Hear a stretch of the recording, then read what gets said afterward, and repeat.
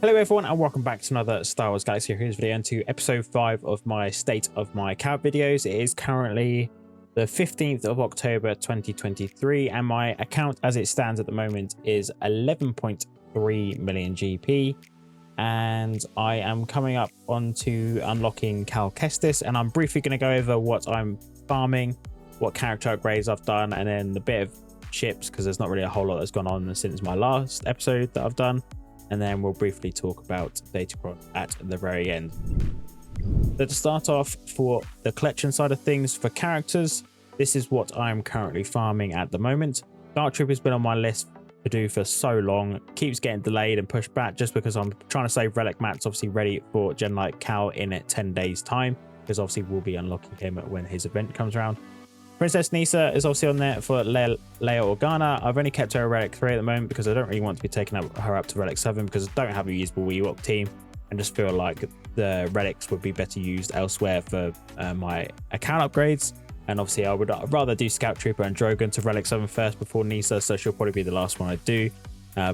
Even though that Drogon will be the last one that I'll actually get up to 7-star. But I'm kind of hoping that we might actually get Drogon on a Cantina node just to speed up that farm a little bit, because obviously we are way behind for free-to-play side of things because we can't even farm him yet, and obviously people have had Leia for quite a while now, and Scout Troop is still a slow farm on the fleet node. As you can see, I'm doing all right on that, doing 2 refreshes a day and managing to get a decent amount of drops. The last few days I think I've been getting like 1 out of 15. It's been really annoying, but that is basically what I'm doing. Pat Blue's there just for farming gear 12 gear. That is the only reason why he's up here. I have been tempted to do Paplo low grade for Conquest just to make things a bit easier for the next time around, but that'll probably be dependent on what disc we get, because bearing in mind that I only have a Gear 12 Paplo and low grade, obviously Relic Chirper, Relic Wicket because of Leia, and obviously a Relic Kneesaa now because of Leia as well. Was actually able to do the 40 fights that I needed for obviously the Ewok battles without having to Relic Paplo or low grade, so I'm probably just going to keep them as they are and make those upgrades as and when I need it. So that is what I'm doing farming wise. Obviously Dark Trooper Moff Gideon, I am on track to get him unlocked at the end of this conquest cycle. Obviously Leia Organa I am farming as well. So over the last couple of months I've actually been doing quite a lot of Relic 8 upgrades, as you can see from the 2 squads up at the top. I have managed to Relic 8 my Lord Vader, Starkiller, Darth Vader, Gen Knight Luke and Hondo. Hondo was for TB, but I also really enjoy his character and what his playstyle's like, so I've actually taken Relic 8 anyway. Then when I rewatched the video from my State of My Account last time, I didn't actually have Relic 8 Hut Cartel, so I did Jabba, Boushh and Chrysanthemum obviously for the Crate Raid, even though that's not really going to come into effect very soon with the Endor Raid coming out. Then I did Chewbacca to Relic 8 for his pal Han Solo, who's also Relic 8, just to have an R8 Han and Chewie. I just thought it'd be quite a nice upgrade to do for my account. Then I also took Maul recently to Relic 8 as well for LV, and just possibly using with a Imperial Super Commando team in the future. But the main reason why I did some of these R8s obviously is just mainly for Grand Arena. It's mainly what I cover anyway. Well, it's probably the only thing that I cover at the moment. Starkiller is obviously really great. I do have 3 Omicrons on him now, just felt like bumping him to our R8. It's going to really make those raid battles a lot easier, as you've been seeing. Darth Vader I did up to Relic 8 just to help out with the Chimera counter versus Leviathan. Not been working too great, as you've been seeing, but obviously just a very nice character to actually give a Relic 8 to as well. Gen Knight Luke obviously again is really good. He has the highest physical damage in my roster at just over 14k physical offense. He is a pretty beefy boy in terms of hitting and could do a lot of damage. And he was mainly done because he is one of the requirements for Endor Raid coming out. And obviously Gen Knight Luke is a very good character anyway. He's very worthy of an R8. So that's probably would be one of my R8s I would recommend you guys do preemptively if you are looking to do some Relic upgrades for Endor Raid and just for other things and for other areas of the game. You wouldn't go wrong with obviously upgrading your Gen Knight Luke. Hondo, like I mentioned, just for fun. Jabba, Chrysanthemum, Boushh for the raid.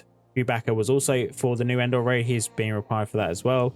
I feel like he's going to be really important. He's obviously a great character, like Tarful Wookiee teams, Rebels, Scoundrels, you name it. He's obviously a really good plug and play character for those, so very worthy of Relic 8 as well because he's an attacker.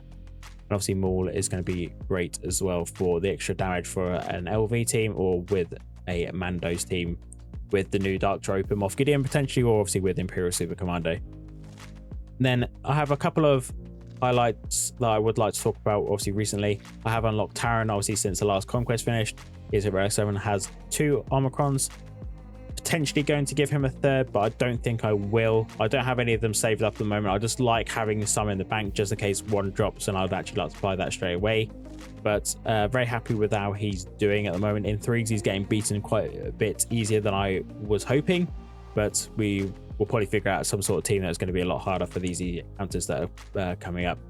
And then obviously Captain Rex has been an absolute godsend for fighting against GLs like Lord Vader. With Captain Rex's Omicron and his Datacron, it is a very good team with Phoenix now, and they are punching way above their weight what they used to be able to before. And then briefly, I would like to talk about a Relic 9 wish list that I would like to do at some point in the future. These first 3 are kind of really basic Relic 9s that I would like to be doing. I, as a person, for my own account, I'm probably only going to be relicking characters to Relic 9 if they are a tank, because that is probably where you get the most benefit. I do understand why people have done Relic 9 Mauls and Relic 9 Ben Solos and those sort of things, obviously to get more damage out of them or whatever they wanted. But for me personally, where I don't want to be making too much of an investment for Relic 9s, I'm probably just going to be sticking to tanks and requirements if we actually need to do Relic 9 requirements, because I do actually have some Relic 9s that aren't tanks because of requirements, like Admiral Radis and Darth Revan, for example.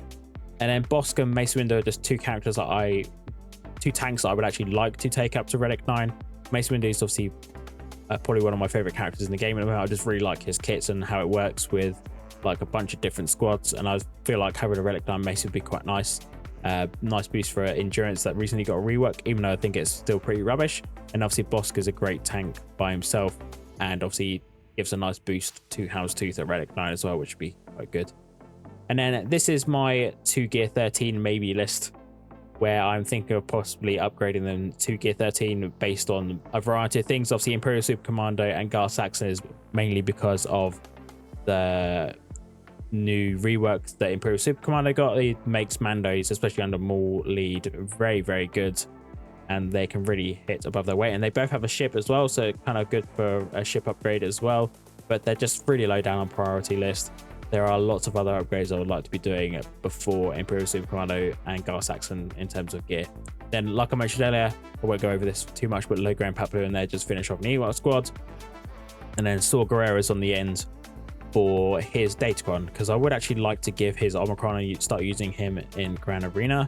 But the only problem with having Saw Gerrera up and running is that I don't actually have Shroot and Baze, which is kind of a core component of a good Saw Gerrera squad. Obviously, Kyle and Kara kind of gets pulled over from Mon Mothma into Saw Gerrera, depending on what your plan is. But I'm going to keep him at Gear 12 for now. Slightly annoying that I use the Zetas on him, because I'm quite Zeta poor at the moment. Would really like those Zeta mats to use elsewhere, but is what it is, and I think we'll eventually get him up there so we can start running him in a proper team.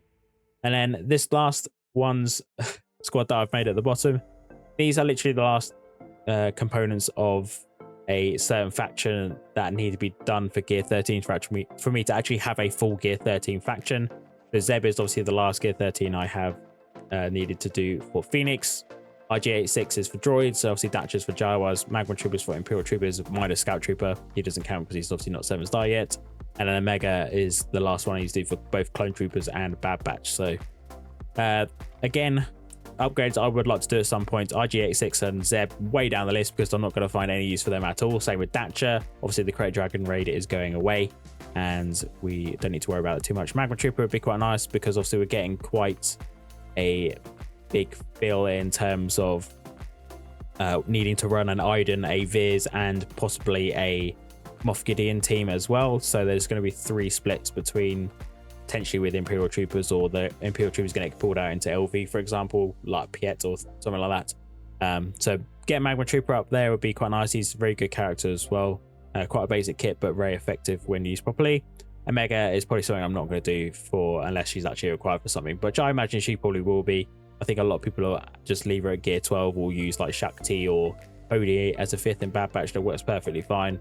Obviously, the only thing you miss out is on a pre-taunt for Wrecker and a tiny bit of extra health and a protection boost. So that is basically it for squads. We'll briefly go over ships, then jump into Datacrons. So for ship side of things, nothing has changed. I do have 7-star capital ships, as you probably guys would have seen from my Grand Arena videos. The only one I don't have at 7-star is the new Marauder ship, which I managed to get to just below 6-star. Slightly annoying I didn't get it to 6-star. I really liked that, or would have been really happy with that, I should say.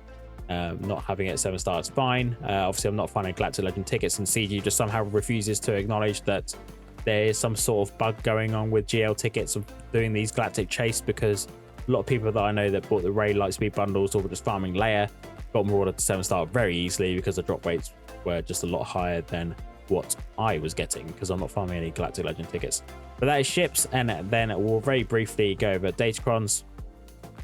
I have been going crazy on Datacrons. With the changes to the Datacron store, it's made farming Datacrons a lot easier. So for the last set, I do have a lot built up for what I needed, and then this current set I'm still working on, I would like to get some more Ufu Crons so I can use them throughout, like Starkiller, Reaver, one to go with SOKR, one to go with Ray. That would be really nice. I don't actually have a lot at the moment. I have three. So I have Seer and then 2 Terran ones. And then I've kind of been working on some Rebel ones. I would have liked to have got a one for Leia, just so when I actually get her, hopefully somewhat soon, depending on when they bring Drogon out or what his farm is, we might be able to get him. But I do pretty happy with the one I actually have built for Leia. Iden one is okay. Then I've got a couple just to build for like Mon Mothma. Want to get a really high protection one for JML. Just going to keep building this Datacron set. I do feel like there's a lot of flexibility in this set compared to the last one, for me to be able to use them in a lot of squads just for the extra health and protection boost in certain. He's going to make a massive difference, especially like health with like Padme for another example. But that is basically it. I obviously am going to be getting like Cal, like I mentioned, and I think that is pretty much everything covered. So I do hope you have enjoyed this very brief, well, I don't know how brief it is, 12 minutes, not that bad.